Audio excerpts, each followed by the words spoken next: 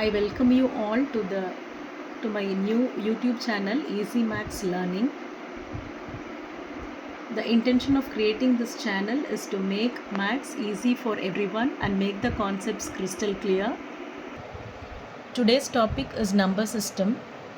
All the numbers fall into the category of number system, and in this system we have both real numbers and unreal numbers. Real is the numbers that are very visible to us, and unreal numbers are the imaginary numbers. From the word itself, it's very clear. Unreal, something which does not exist. And I'll be giving you a separate video about the unreal numbers. Today we will talk about the real numbers.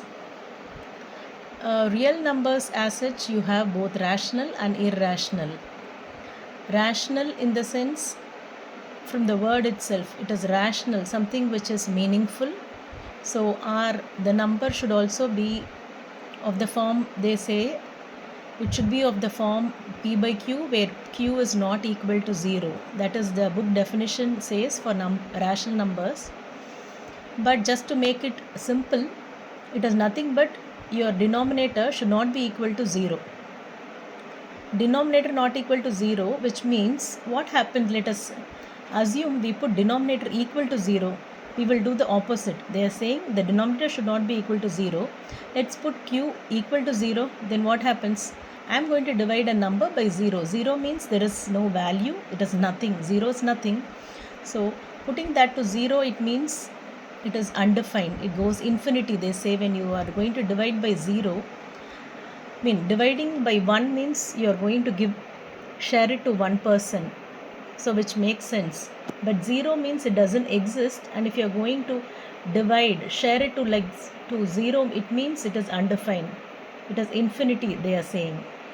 So it makes sense. So all the rational numbers should be of the form p by q, and the denominator q should not be equal to 0. So the opposite, when the q becomes 0, they are all irrational numbers. They will fall into the other category. Now coming to the rational numbers,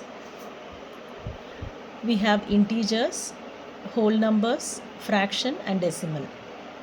Integers, both positive, negative and 0. They are all integers. Positive integer we have, and negative integers. Negative integer, which is simple, in simple terms, they are negative numbers. Okay, assuming your temperature right now maybe 27 degrees Celsius, and if it falls below 0, -1, when we go to cold places, it goes to minus. So there we come across negative integers. And integers are going to be a mix of your whole number and the natural numbers. In integers, if you see, it has both negative numbers, 0, and the positive numbers. Now, integers, if you divide one set of integer, then you get the whole numbers starting from 0 to infinity. And in the whole number, if you are going to slice a portion starting from 1, then they become the natural number.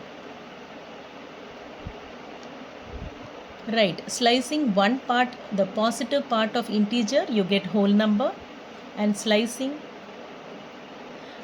one part starting from 1 onwards, they are natural numbers. And you also have fraction and decimal. Fraction is simple. If we say one whole apple, if you cut it into 2 halves, 1 by 2, that is a fraction.